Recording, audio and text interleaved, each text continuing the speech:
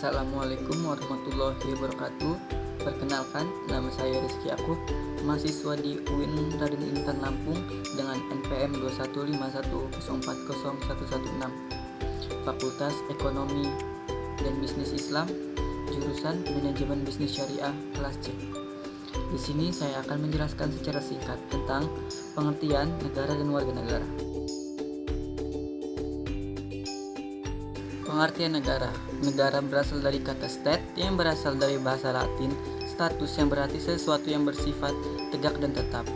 Negara adalah sebuah organisasi atau badan tertinggi yang memiliki kewenangan untuk mengatur perihal yang berhubungan dengan kepentingan masyarakat secara luas serta memiliki kewajiban untuk mensejahterakan, melindungi, dan mencerdaskan kehidupan bangsa.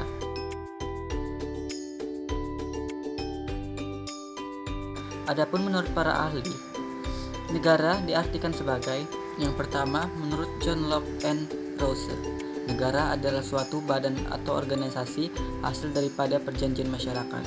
Yang kedua, menurut Max Weber, negara adalah suatu masyarakat yang mempunyai monopoli dalam menggunakan kekerasan fisik secara sah dalam suatu wilayah. Yang ketiga, menurut Max Weber, sebuah negara harus memiliki 3 unsur pokok, yaitu wilayah, rakyat, dan pemerintahan. Yang keempat, menurut Prof. Miriam Budiarjo, negara adalah organisasi dalam suatu wilayah dapat memaksakan kekuasaannya secara sah terhadap semua golongan kekuasaan lainnya dan yang dapat menerapkan tujuan-tujuan dari kehidupan bersama itu. Yang kelima, menurut Aristoteles, negara adalah perpaduan beberapa keluarga mencakupi beberapa desa hingga pada akhirnya dapat berdiri sendiri sepenuhnya dengan tujuan kesenangan dan kehormatan bersama.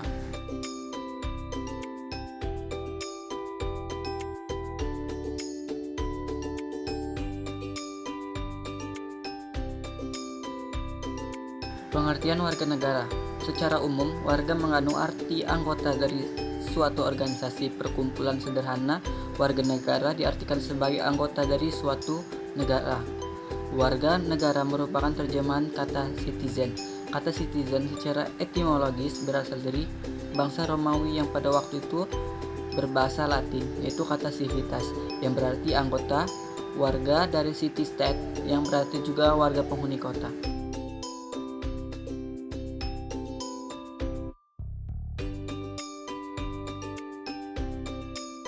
Adapun pengertian warga menurut para ahli, yang pertama, pengertian warga negara menurut Koer Niatmanto S. Warga negara dengan anggota negara. Sebagai anggota negara, warga negara mempunyai kedudukan yang khusus terhadap negaranya, yang mempunyai hubungan hak dan kewajiban yang bersifat timbal balik terhadap negaranya.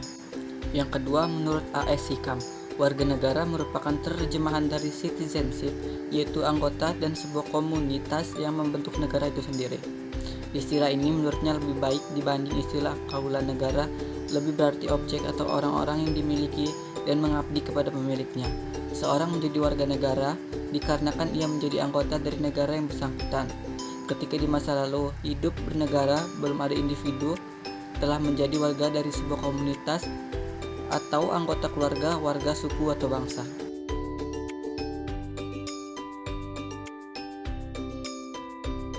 Fungsi negara yang pertama, mensejahterakan serta memakmurkan rakyat. Negara yang sukses dan maju adalah negara yang bisa membuat masyarakat bahagia secara umum dari sisi ekonomi dan sosial kemasyarakatan. Yang kedua, melaksanakan ketertiban. Untuk menciptakan suasana dan lingkungan yang kondusif dan damai, diperlukan pemeliharaan ketertiban umum yang didukung penuh oleh masyarakat. Yang ketiga, pertahanan dan keamanan. Negara harus bisa memberi rasa aman serta menjaga dari segala macam gangguan dan ancaman yang datang dari dalam maupun dari luar. Yang keempat, menegakkan keadilan. Negara membentuk lembaga-lembaga peradilan sebagai tempat warganya meminta keadilan di segala bidang kehidupan.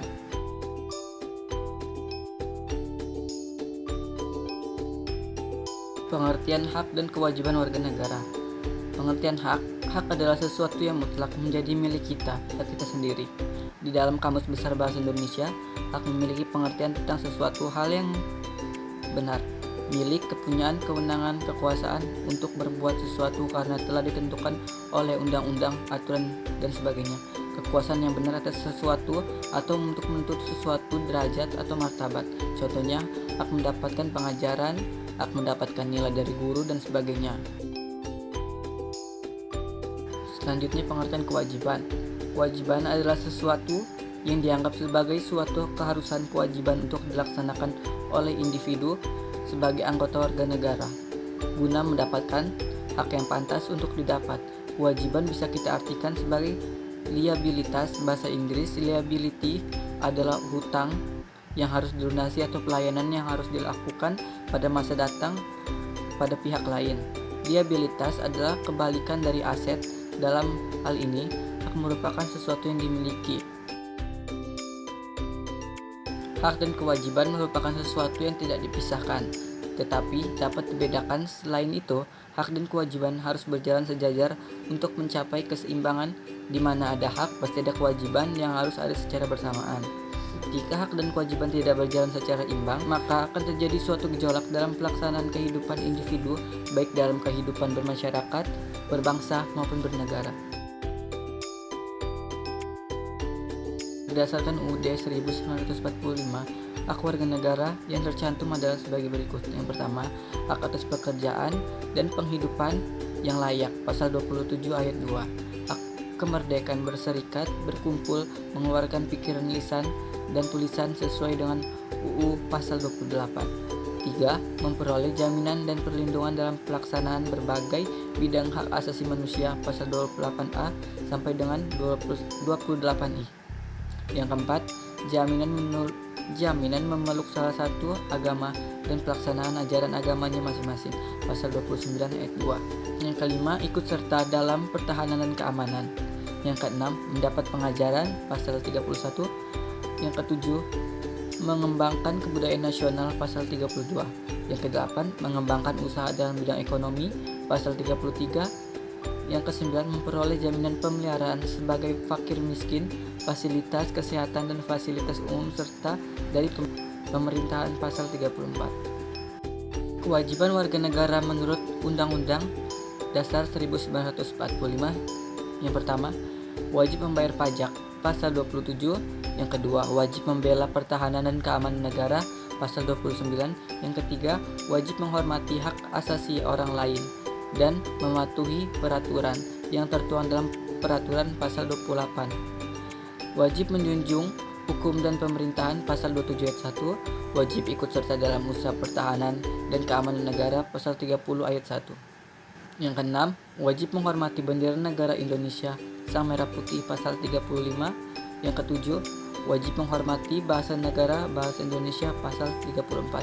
Yang kedelapan, wajib menjunjung tinggi lambang Garuda Pancasila dengan semboyan Bhinneka Tunggal Ika, pasal 36A. Yang kesembilan, wajib menghormati lagu kebangsaan Indonesia Raya, pasal 36B. Hubungan negara dan warga negara. Hubungan negara dan warga negara identik dengan adanya hak dan kewajiban antara warga negara dengan negaranya ataupun sebaliknya. Negara memiliki kewajiban untuk memberikan keamanan, kesejahteraan, perlindungan terhadap warga negaranya serta memiliki hak untuk dipatukan dan dihormati. Sebaliknya, warga negara wajib membela negara, berhak mendapatkan perlindungan dari negara. Dalam deretan pasal-pasal beserta ayat-ayatnya, Undang-Undang 1945 secara jelas mencantumkan hak serta kewajiban negara atas rakyatnya yang secara jelas juga harus dipenuhi oleh trias politika. Negara sebagai sebuah kawasan yang berdaulat, mempunyai pemerintahan, serta mempunyai warga negara. Warga negara kemudian memberikan sebagian hak-haknya kepada negara dengan mengabdi serta berkewajiban untuk mengatur rakyatnya. Hak-hak rakyat tadi adalah kewajiban bagi sebuah negara. Hak untuk hidup, hak untuk mendapatkan kerja, serta hak-hak untuk mendapatkan pelayanan umum seperti kesehatan, rumah, dan tentunya hak untuk mendapatkan pendidikan. Selanjutnya, pelaksanaan hak dan kewajiban warga negara sesuai dengan Pancasila. Dalam pelaksanaannya, hak asasi manusia di Indonesia mengalami pasang surut. Hak asasi manusia terus berkembang seiring dengan berkembangnya pelanggaran hak yang semakin meningkat, identitas maupun ragamnya. Pelanggaran itu dilakukan oleh negara maupun warga negara, baik di dalam negeri maupun luar negeri. Pertama, Pancasila perlu dimengerti secara tepat dan benar, baik dari pengertian, sejarah, konsep, prinsip, dan nilai-nilai yang terkandung di dalamnya. Tanpa mengerti hal-hal yang mendasar ini, amat sulit Pancasila untuk diamalkan. Selain daripada itu, Pancasila akan cepat memudar dan dilupakan kembali. Kekuatan akar pemahaman ini amat penting untuk menopang batang, ranting, daun, dan buah yang akan tumbuh di atasnya. Banyak hal yang terjadi ketika semangat untuk mengamalkan Pancasila sangat tinggi, namun tidak didasari oleh pemahaman konsep dasar yang kuat.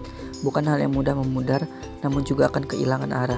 Seakan-akan sudah melaksanakan Pancasila, padahal yang dilaksanakan bukan Pancasila, bahkan bertentangan dengan Pancasila. Kedua, pedoman pelaksanaan.